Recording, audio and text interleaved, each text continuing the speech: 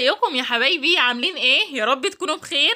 النهارده هنعمل مع بعض القرص الطريه بطريقه سهله وبسيطه جدا جدا، طعمها في منتهى الجمال وبتدوب في البق دوب. مش هنحتاج في عمايلها غير لبن رايب او زبادي المتوفر فيهم عندكم. لاحظت ان ناس كتير قوي بتسأل ان متوفر عندهم رايب ومش عارفين ازاي يستغلوه. في الفيديو النهارده هتقدروا تستغلوا اي كميه رايب متوفره عندكم وتعملوا منها احلى قرص طريه بتدوب في البق دوب. يلا بينا على طول نسمي الله ونبدا في الوصفه بتاعتنا، بس يا ريت ما تنسوش اللايك للفيديو والاشتراك في القناه لو لسه بتشوفوني لاول مره. باذن الله هنقول على المقادير بالكيلو وبالكوبايه علشان كل الناس تقدر تعملها بكل سهوله. الوصفه بتاعتنا سهله جدا، بس اهم حاجه نركز في كل التريكات اللي هقول عليها. معايا هنا زي ما انتم شايفين كيلو من الدقيق الابيض متعدد الاستخدامات، معانا لبن رايب، معايا كوبايه من السمسم، ذره ملح، معلقه صغيره مليانه من الخميره الفوريه، كوبايه من السكر الحبيبات الابيض، معانا كمان سمنه بدرجه حراره الصفيحه، تقدروا تستعملوا سمنه او سمنه على زيت او زيت. هناخد معلقه من كوبايه السكر اللي معانا هنضيفها للخميره الفوريه، وهنزودها حوالي معلقتين من الميه الفتره. هنقلبهم كويس وبعد كده هنسيبهم في مكان دافي علشان يتفاعلوا وعلشان اضمن ان الخميره بتاعتي تكون ناجحه وتسرع معايا عمليه التخمير. هنبتدي دلوقتي ننخل الدقيق بتاعنا، وطبعا كيلو الدقيق بيعمل كام كوبايه؟ كيلو الدقيق بيعمل من 6 ل 7 كوبايات بكوبايه الشاي الموجوده في كل بيت اللي هي عيار 250 مللي.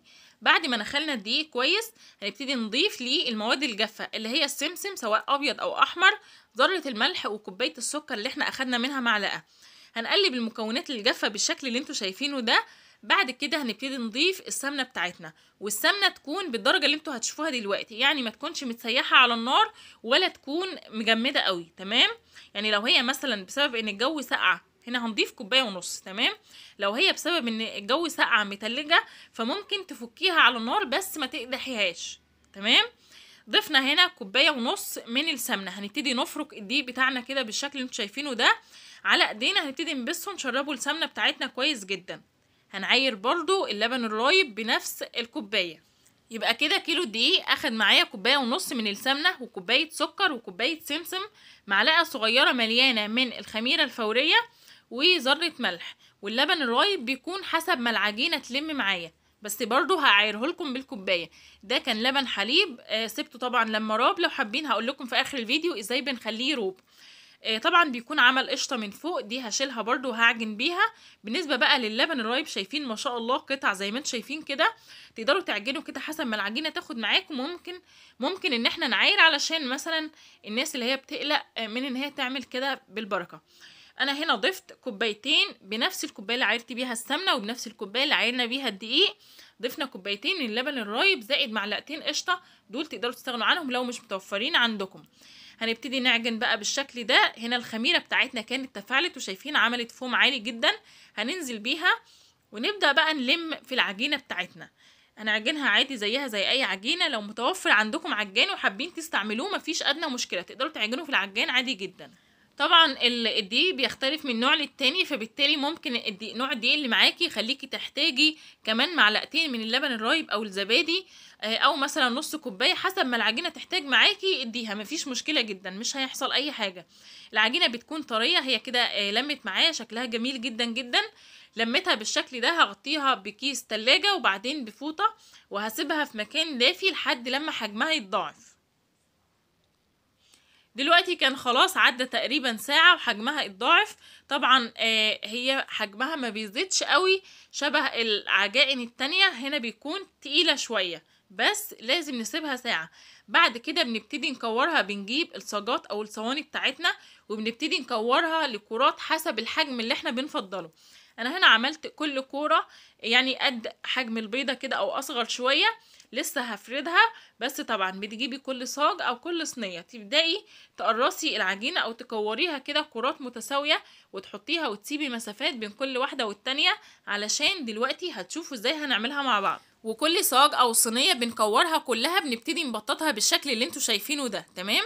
بططوها على قد ما تقدروا، خلوها رقيقه جدا لانها كده كده لسه هترتفع، فبالتالي هتكون عاليه، ما تقلقوش جدا، هتكون فيها قلب من جوه، هتكون جميله جدا، بس لازم تبططوها كويس جدا لحد لما يكون ارتفاعها او سمكها اقل من نص سنتي. طبعا السيجان بتاعتنا مش مدهونه اي ماده دهنيه. كل صاج او صينيه بنخلصها تكوير بنبتدي نبططها بالشكل ده ونركن جنبنا. تمام.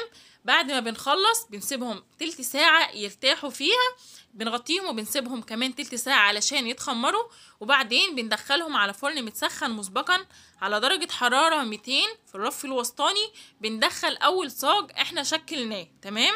بنبدأ بيه زي ما انتوا شايفين كده. انا عملت 3 صواني او 3 صيجان. ببدأ ادخل اول واحد انا شكلته بالشكل اللي انتوا شايفينه ده، يعني هو ده اول واحد هبتدي ادخله. الفرن شغال من تحت بس. في الاخر بعد تلت ساعة بنبدأ نشغل الشواية على اقل درجة حرارة عندنا علشان ياخد اللون الخفيف ده. لونها جميل قوي من تحت ومن فوق، وبجد طعمها في منتهى الجمال. خفيفة جدا وطعمها مسكر وجميلة، تقدروا تاكلوها مع الشاي بحليب او مع الشاي، او حتى كده تاكلوها لوحدها من غير اي حاجة. هي فعلا مش محتاجة لأي حاجة جنبها. وصفة سهلة وسريعة وبسيطة جدا، ما بتاخدش وقت، مقاديرها اقتصادية. تقدروا تضاعفوا الكمية زي ما قلت لكم او تقللوها زي ما اتفقنا في الفيديو. قلت لكم كده كل التريكات والتفاصيل بتاعتها. يا رب تكون الوصفة عجبتكم. لو عجبتكم ما تنسوش اللايك للفيديو، حطوا لايكات كتير علشان الفيديو يترفع وكل الناس تقدر تشوف الوصفة المميزة دي. ويا ريت اللي بيشوفني لأول مرة ينزل حالا يشرفني بالاشتراك. هتلاقوا كلمة اشتراك مكتوبة تحت الفيديو باللون الأحمر. اضغطوا عليها وفعلوا زر الجرس على الكل علشان يوصل لكم إشعار بكل الأفكار والوصفات اللي بنزلها يوميا أول بأول. شيروا الفيديو لو حابين، وما تنسوش تكتبوا كومنت جميل زيكم. لو في أي سؤال برضو اكتبوه، بإذن الله هرد عليكم إن شاء الله. أشوفكم في فيديو جديد ووصفة جديدة. مع السلامة.